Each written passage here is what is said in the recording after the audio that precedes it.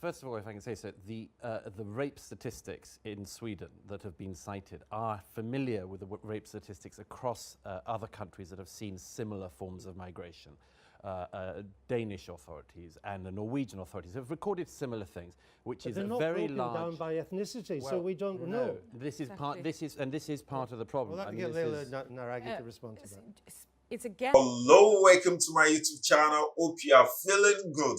Today we'll be checking out a video where Douglas Murray illustrates a Sweden journalist and politician on immigration issues. I believe this is going to be an interesting one. Let's check it out. Go.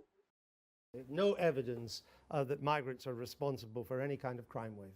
Well, the problem about this story, if I can say so, it reminds me of what happened after the Charlie Hebdo and other terror attacks at the Jewish supermarket in Paris a couple of years ago, when, if you remember, also a Fox News commentator said something that was sort of outlandish about Paris, and the mayor of Paris threatened to sue Fox News, saying, you know, you're making our city look bad. It's a bit like that. We're sort of Why? Bring me back to because Sweden. the truth on this lies between Donald Trump and the Swedish authorities on this. The Swedish government is very reluctant to admit to any downsides of its own migration policy, and particularly the migration it had in 2015. But there are very obvious, huge downsides, because Sweden, among other things, is not a country which needs an unskilled labour force, which doesn't speak Swedish. What was raised is the matter of evidence. What is the evidence? Well, first of all, if I can say so, the rape statistics in Sweden that have been cited are familiar with the rape statistics across other countries that have seen similar forms of migration.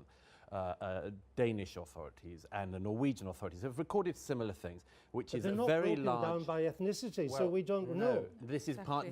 this is part of the problem. Well, I that mean, get this Leila is- Naragi to respond to that.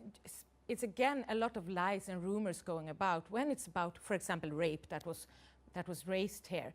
It's difficult to compare the statistics because in Sweden, for example, many crimes that in other countries are labeled as bodily harm or assault are in Sweden actually labeled as rape. Also how you count it. Because if a woman goes to the police and report that her husband or boyfriend has raped her every night for 1 year, in Sweden that is counted as 365 offenses, while in many other countries it's counted as one. You know, we can argue on the statistics, but something's going wrong. I mean, I look at the recent news from Sweden.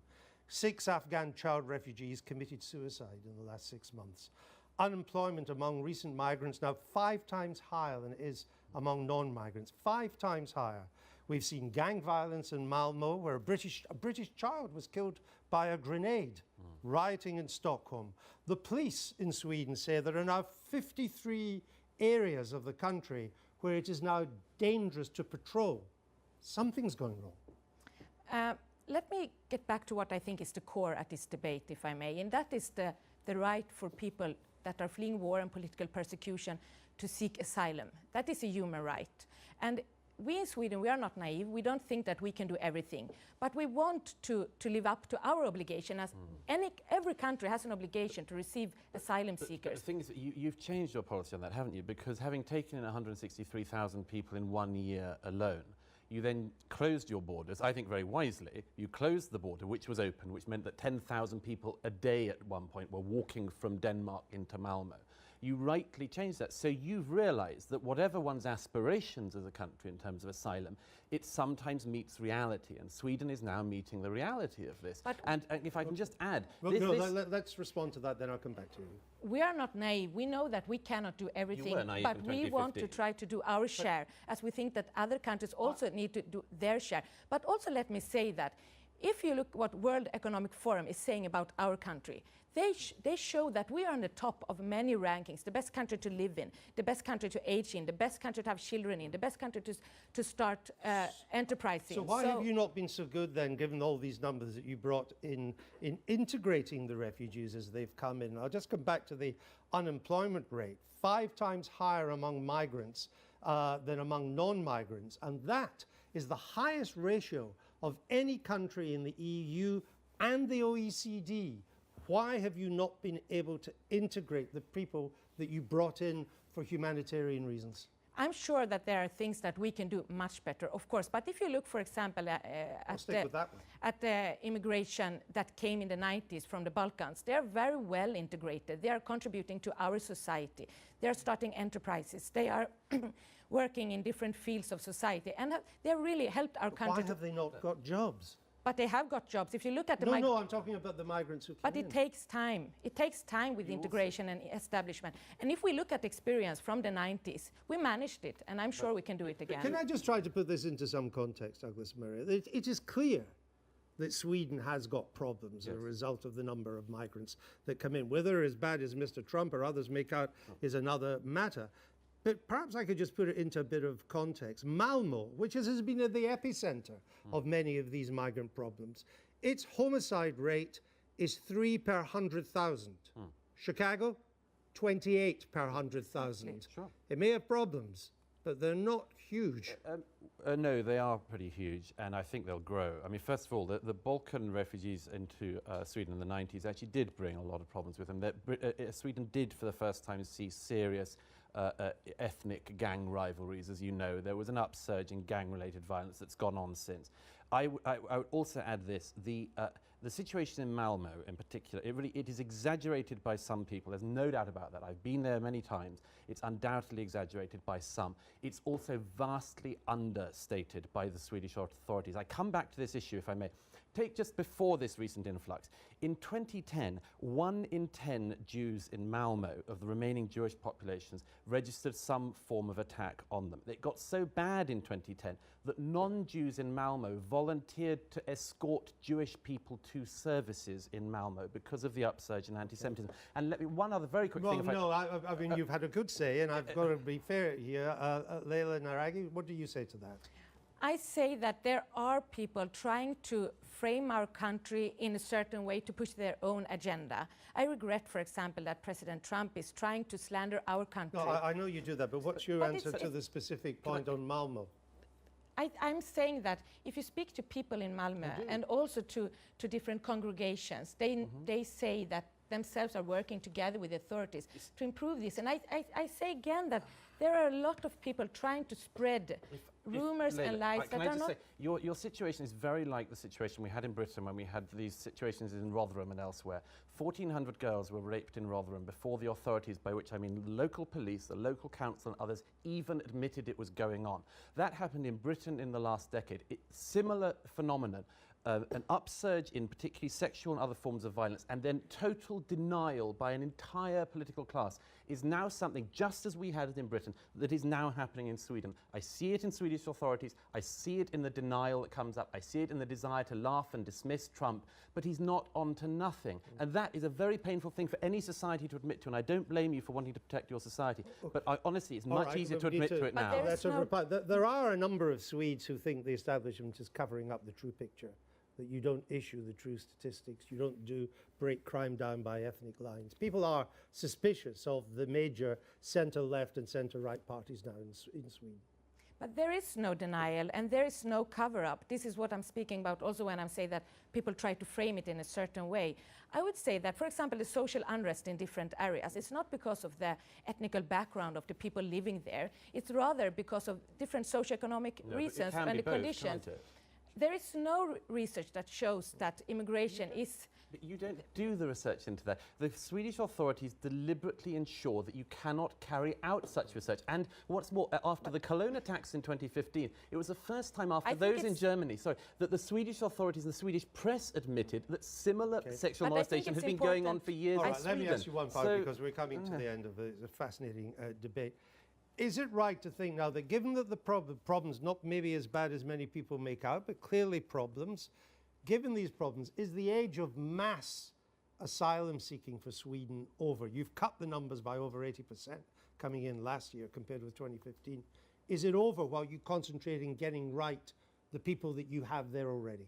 We want to do our share, as we think that other countries should do their share. And we have done a lot, and now we are concentrating, of course, on integration and make sure that people get jobs, and also on big welfare investments, because it's important to remember that for 8 years, Sweden was governed by a government that prioritized big tax cuts instead of investment in welfare, and that is also the result we're seeing now in the social unrest. You should also bear in mind the possibility that it just won't work. It may We just haven't not got time work. to go into domestic Swedish politics on party lines, but I'm grateful to you both.